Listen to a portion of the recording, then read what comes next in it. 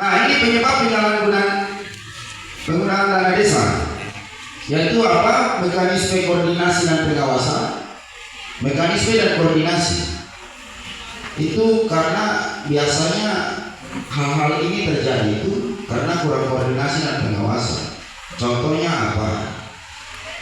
Mekanisme terkait koordinasi yang seharusnya Bapak Ibu orang kepala desa, Bapperkam, khususnya Bapperkam, itu mempunyai kewenangan paling besar sekali, karena dia juga sebagai aparat pengawasan. Bapperkam dia pengawasan juga, dia mengawasi. Jadi Bapak desa mau bikin apa-apa ya, Bapperkam dia harus tahu uang yang keluar sini pun dia juga harus tahu. Tidak bisa dia sembunyi-sembunyi atau tutup mata. Jadi istilahnya tangan kanan memegang, tangan kiri tidak boleh tahu. Seperti itu. Terus terkait dengan sistem pengelolaan keuangan.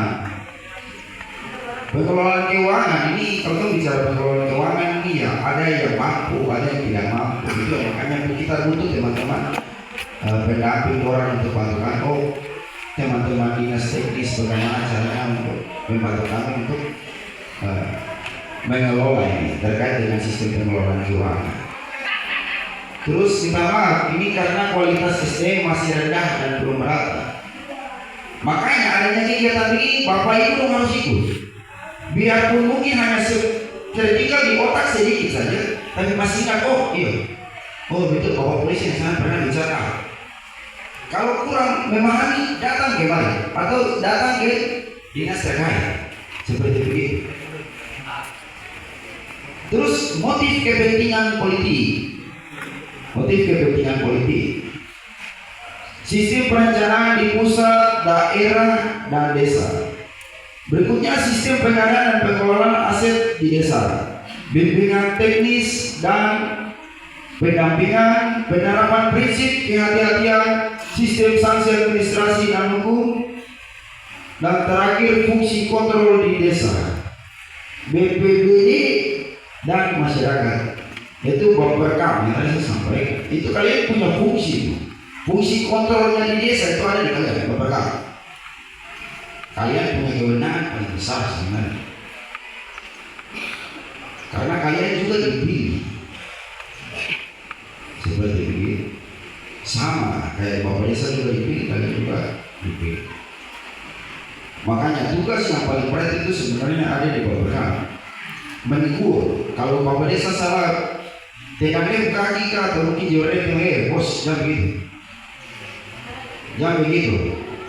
Kamu jangan menggunakan uang untuk sembarang-sembarang kepentingan pribadi daripada kepentingan masyarakat banyak. Itu gunanya Bapperkam. Kalau memang Bapak desa kepala batu, ya jalan satu-satunya nanti akan membahas. Next. Nah, ini dampak dari tindak pidana korupsi ini terbukti melamakan sumber daya, meresahkan kehidupan sosial, menggerogoti potensi negara bangsa dan sudah menjadi masalah internasional.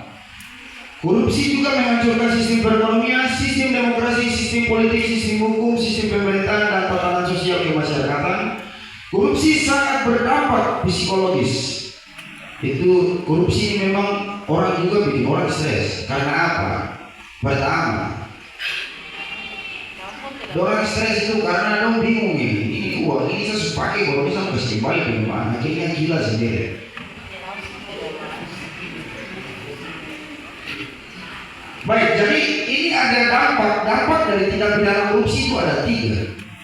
Nanti materi ini nanti saya baca. Nanti saya baca untuk mungkin Bapak Ibu pulang kalau memang singkat-singkat waktu di rumah bisa buka, bisa lihat supaya oh iya Bapak Polisi yang ini pernah dibicara sebelum coba saya.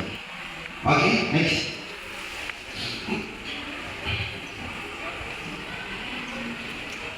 Nah, ini upaya untuk bagaimana caranya untuk menangani itu, upaya-upayanya itu seperti apa, sehingga kalau bisa korupsi yang banyak macam contoh korupsi dari 100 bisa dia menurun bila perlu hilang, bila perlu tidak ada. Nah ini dia punya ada empat upaya. Pertama, upaya pencegahan preventif, pencegahan. Macam contoh, Bapak Desa mulai bikin hal yang kurang enak sedikit, kami tegur, bos, yang gitu, tidak boleh. Itu upaya pencegahan. Contohnya seperti apa pencegahan? Contoh ada dana desa. Dana desa ini harusnya kan transparansi ini. Kita harus tahu nih uang 100 juta, 200 juta, 300 juta. Tapi yang taruh di atas meja itu biasanya 299 sekian saja. Ada mungkin yang 1 juta yang hilang, 1.000 rupiah yang hilang. Seharusnya pada saat taruh di atas meja itu dihitung. Karena itu tidak tahu ini uang sebanyak ini pada saat dibawa ini apakah hilang 1 lembar, 2 lembar atau tidak. Itu namanya transparansi di depan orang banyak. Makanya kita perlu pencegahan. Pencegahan contohnya seperti apa ya? Sama-sama kita memperkam dinas terkait, mari itu mau pergi transparansi, kalau bisa kami ikut orang ke sana untuk sama-sama transparansi di kampung. Itu salah satu upaya pencegahan. Terus kedua, upaya edukasi ke masyarakat. Kalau itu percaya terkait dengan upaya edukasi. Edukasi itu apa sih? Edukasi itu adalah suatu pembelajaran, pengetahuan yang kita harus berikan kepada masyarakat juga. Terus yang ketiga, upaya edukasi LSM. Saya mau tanya dulu, di kampung-kampung ada LSM, lembaga-lembaga masyarakat gitu. Harusnya ada dong. Harusnya kan ada. Terus yang terakhir itu apa? Upaya penindakan. Nah, kalau sudah masuk dengan upaya penindakan atau kuratif, maksudnya itu kuratif. Ini bahasa Latin, kuratif. Upaya penindakan. Jadi upaya penindakan ini sudah tidak kita bisa bicara atau kumpul secara bersama-sama. Harus begini, harus begini. Tidak. Upaya penindakan itu sudah ke kami. Itu sudah tidak ada titik temu atau itu memang sudah fatal, sudah sangat-sangat fatal. Sehingga kita harus melakukan penindakan. Yaitu otomatis mau tidak mau kita harus proses. Suka dan tidak suka, senang atau tidak senang, kita harus proses. Seperti itu. Oke, next. Ini juga pencegahan tindak pidana korupsi di tingkat desa. Dalam hal mencegah memberantas tindak pidana korupsi di tingkat desa harus melibatkan peran dari berbagai pihak, diantaranya pemerintah desa selaku eksekutif sekaligus pengelola keuangan desa harus lebih berhati-hati dalam menjalankan pemerintahnya dengan disiplin, mengikuti dan memahami semua aturan dan harus transparan, akuntabel serta bertanggung jawab. Yang kedua, BPBD, Badan Permusyawaratan Desa, sekaligus yang mengontrol segala bentuk jalannya pemerintahan desa. Peran BPD dalam hal ini sangat penting dalam mencegah terjadinya tindak pidana korupsi. Karena bila pengendalian dan pengawasannya baik, maka tindak kecurangan bisa sangat diminimalisir. Yang ketiga, masyarakat desa, di mana dalam hal ini masyarakat sangat berperan penting selaku stakeholder yang harus mengetahui kinerja dan laporan keuangan dari pemerintahan desa. Next. Ya, ini ada bahan terkait dengan standar operasional prosedur penindakan kasus korupsi. Ini yang harus Bapak-Bapak kami dengan sekretaris saya harus lebih tahu yang ini, karena rata-rata belum tahu dia punya SOP atau standar operasional. Ini yang harus Bapak tahu. Pertama, terkait dengan laporan, biasanya laporan itu bisa ke kami, unit tipikor, bisa juga ke inspektorat, bisa juga ke dinas terkait, dinas teknis. Contohnya ada penyelewengan dana desa atau penggunaan dana desa yang tidak sesuai, itu bisa masuk ke 3 ini. Tetapi kalau laporan itu dia masuk di antara salah satu, otomatis kami dinas terkait ada namanya tim satgas dana desa.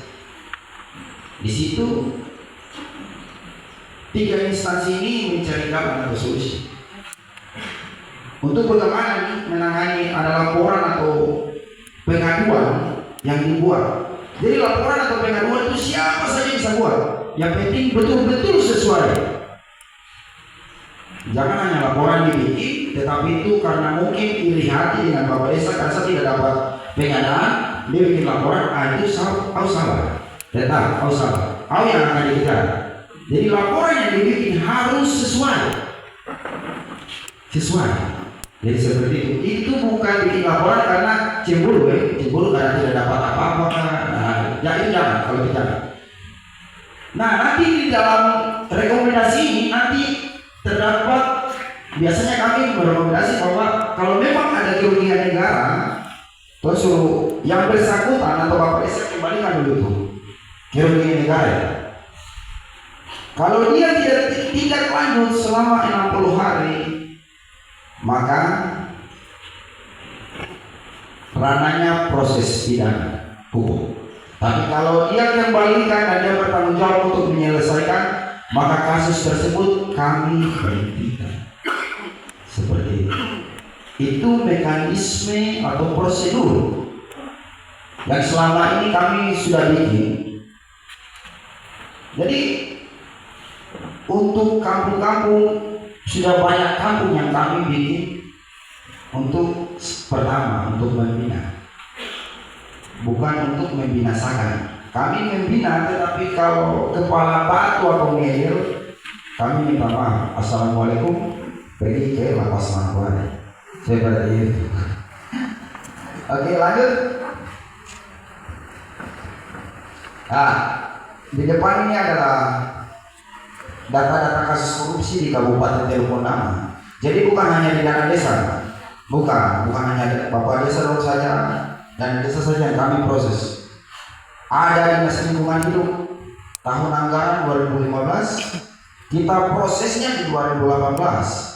Pasti Bapak Ibu tanya, kenapa tahun anggaran 2015 tuh bisa proses 2018? Karena kasus korupsi itu mau di tahun 1999 tuh bisa proses di tahun ini. Kasus korupsi, jadi kasus korupsi tidak ada banding, tidak ada kawasan. Kerugian negara dari tindak pidana korupsi di lingkungan hidup itu sebesar 1 miliar. 1 miliar rupiah kerugian negara. Tersangkanya ada 3, yaitu JPA, FB, JL. Kami singkat saja. Kami kalau biasa menentukan seorang tersangka itu kami pakai inisial, tidak bisa sebutkan nama langsung. Seperti itu. Terus yang kedua ada pariwisata, kasus pariwisata. Mungkin Bapak masih ingat waktu itu kalau kasus pariwisata pernah dibikin di Pelabuhan Wasion, festival budaya. Ya, itu tahun anggaran 2017 kami proses di 2019. Kerugian negaranya 896 juta, 2 tersangka. Terus dana desa. Dana desa yang kami angkat, dia punya 3 tahun mata anggaran. 3 tahun mata anggaran.